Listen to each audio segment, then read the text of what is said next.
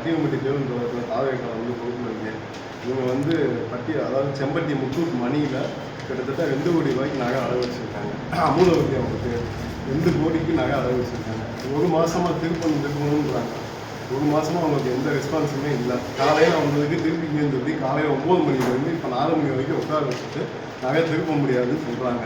இது இங்கே மட்டும் இல்லை, எல்லா இடத்துலையுமே நடக்குது. அக்கௌண்ட் நம்பர் தர முடியாது, உங்களுக்கு தெரிஞ்சதை பாருங்க, வெளியால் உள்ள வரக்கூடாது, ஒரு பிரைவேட் நிறுவனத்துக்குள்ள வெளியால் உள்ள வரக்கூடாதுன்னு யார் சொல்கிறதுக்கு ரைட்ஸ் இருக்குது? நான் எல்லா முத்தூட்லேயும் எனக்கு என் பேரில் வந்து அக்கௌண்ட் இருக்குது. என் பேர் விக்னேஷ். எனக்கு எல்லா இதுலேயுமே அக்கௌண்ட் இருக்குது. 2 கோடி ரூபாய்க்கு வச்சுருக்காங்க.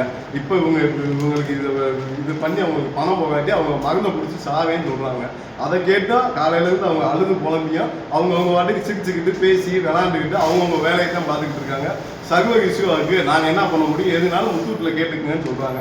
இதுக்கு என்ன செய்யலான்றதை, இது இங்கே மட்டும் இல்லை, எல்லா இடத்துலையுமே இப்படி தான் நடக்குது. இதுக்கு என்ன செய்யணுன்றதை இன்னைக்கு சோசியல் மீடியாவில் ட்ரெண்ட் ஆக்கணும்.